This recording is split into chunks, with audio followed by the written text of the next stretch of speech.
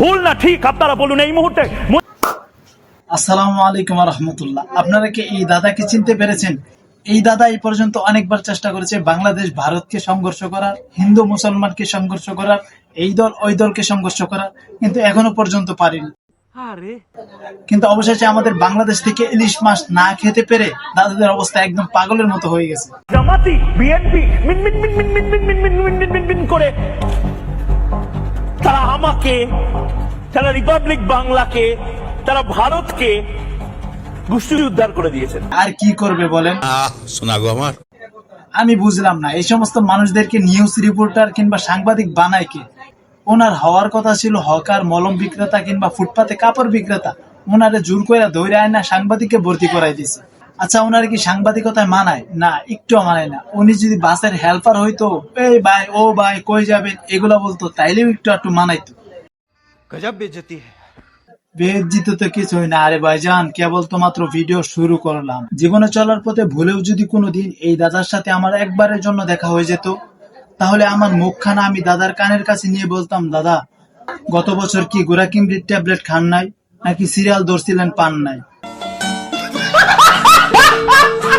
একজন news reporter প্রত্যেকবার সংবাদ প্রচার করার সময় এমন ভাবে ড্যান্স দেয়, আমাদের দেশে সস্তায় যাত্রা পালায় মেয়েরা কিভাবে 150 টাকায় ড্যান্স দেয়, ঠিক ওইভাবেই ড্যান্স দেয়।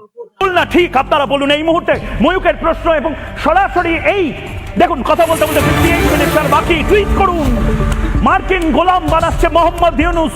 আমেরিকার কথায় উঠছেন বসছেন, উঠছেন বসছেন, উঠছেন বসছেন। উঠতে বললে উঠছেন, বসতে বললে বসতেন, উঠতে বললে উঠছেন, বসতে বললে বসছেন। উপর নিচে আগে পিছে রাউন্ড অ্যান্ড রাউন্ড। আচ্ছা দাদা, এত যে ফালাফালি করেন, এখান থেকে ওখানে যান, ওখান থেকে এখানে আসেন, এইভাবে আপনার জাইঙ্গা ভিজে যায় না? তরে কইছে তুই বেশি জানোস। আমারে না কইলেও আমি অনেক কিছু বুঝি, আমি আন্দাজ করতে পারি। আফা সঠিক বলেছেন। সঠিক না বলে যাবো কই কাকা? ইলিশ রপ্তানি বন্ধ করে দিয়েছি, এখন তো তাদের পুরা মাটি ফাঁকা। ইলিশ মাছ খান আর বাংলাদেশকে আফগানিস্তান বানানোর কথা ভাবেন, ইলিশ মাছ খান বাংলাদেশকে সিরিয়া বানানোর কথা ভাবেন। মোহাম্মদ ইউনূস এবং তাদের উপদেষ্টারা নিজেরা ইলিশ মাছ খান। এই মুহূর্তে আপনার প্রশ্ন থাকতে পারে, ভাই উনারে কি রাস্তায় পাইলে মানুষ পিটায় না? মানুষ পিটাইবে কেমনে ভাই? মানুষের তো বিবেক আছে, কিন্তু তার তো ওইটাও নাই। কিছু করার নেই, এটাই বাস্তব।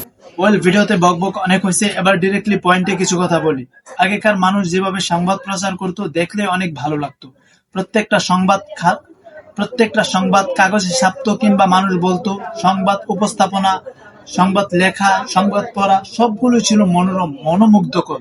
কিন্তু এখন মানুষ ভিউসের লোভে আর টাকার লোভে, ডলারের লোভে একদম পাগলের মতো উন্মাদ হয়ে গেছে। ভিডিওতে অনেকগুলো কথা বলা হলো, জানি না কার কার মনে কষ্ট পাইছেন কিনা। যদি কারো মনে কষ্ট পেয়ে থাকেন, আমি আন্তরিকভাবে দুঃখিত, আমি আমার জায়গা থেকে ক্ষমা চাই। কারণ আজকে আপনার মনে আমি দুঃখ দিয়ে আগামীকালকে যদি আমি মারা যাই, আমি কিন্তু আপনার কাছে ক্ষমা চাওয়ার মতো শেষ সুযোগটা হয়তো পাবো না। তো সবাই ভালো থাকবেন, আল্লাহ হায়াতে রাখলে নেক্সট ভিডিওতে দেখা হবে। আসসালামু আলাইকুম রহমতুল্লাহি ওয়া বারাকাতুহু।